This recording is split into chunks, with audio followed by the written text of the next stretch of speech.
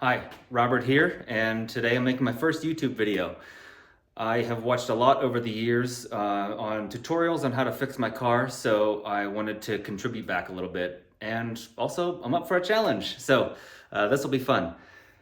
Today, we're working with the 2016 Honda Odyssey, and the problem I'm dealing with is several months ago I did the valve adjustment, and ever since then I have had a burning smell in the garage when we park.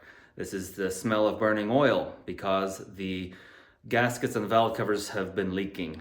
When I did that valve adjustment, I thought I was going to be proactive and change out those gaskets, and I put cheap ones in. So here's our little lesson for the day. Buy OEM. So I'm gonna show you what I'm doing here, and I will show you my result at the end. Okay, so coolest part about this whole process is hanging with that dude over there. That's my mini-me, my son Robbie. He's 14, and he had 1 million questions, and we talked about how all this stuff works. It was quality time, and I enjoyed every second of it. What we're doing here right now is removing a whole bunch of components that are on the very top of the engine because the valve covers are underneath all this stuff. So the air filter and all of these intake tubes come out. That's the plenum that I'm taking out now. That's the top cover, and then the bottom part will come out as well, along with the throttle body. All that stuff comes out of the way. Underneath all of that, then we will get to the valve covers. The valve covers do have some wire looms that are running right on top and bolted to them. Those need to be loosened. They don't come out. You just loosen a bunch of bolts and wiggle things around a whole bunch and make room, and then you can pull the valve covers out. Now Robbie's checking out the inside, so we can see right down inside the intake. You can see the valves, and so here we have another discussion on how all this works. I'd never been into an engine this far to see this. So I should probably say right now, I am not a trained mechanic. I've never done any of this stuff. I just watch some YouTube videos and give it a shot. So here I'm putting some blue painter's tape over those holes we were looking through, because you definitely don't want tools or dirt or anything else falling down inside. That would cause a really big problem. Now we're going to pull out the spark plug. Those are the coils that go on top of them, and so we also realized during this process that I had caused bigger problems than I thought. Several of the spark plug seals had also been compromised because I probably didn't have that valve cover aligned well when I torqued it down, and it just cut those seals, let some oil in the spark plug tubes. So I had to clean all that out too.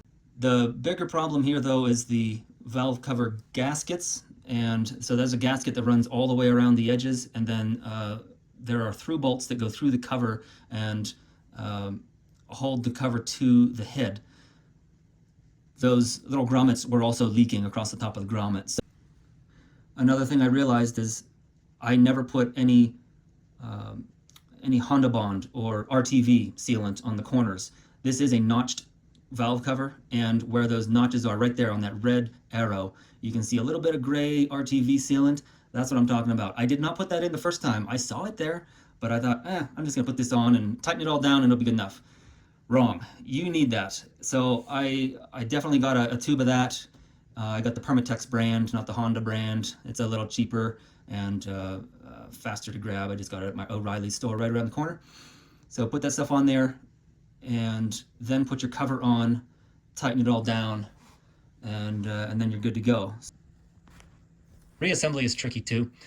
You need to be careful because you've got your RTV sealant on the block already. You don't want to smudge that and make a mess of that.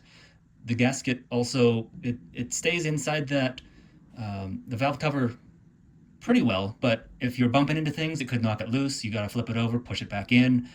So I had to do that a whole bunch of times during this whole process. And even once it's in, you need to use an inspection mirror and a light and look all along and make sure everything is seated well so that you do not have any leaks after this is installed.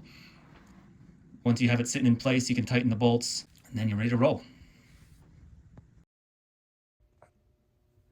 Okay, well, that's a wrap. I'm gonna go test it out now and make sure the car drives, and I look forward to seeing if this still smells like smoke. I'm sure it'll take a couple days for the residual oil to melt off and burn off, but this should do the trick. So thank you, and see you on the next one. Bye.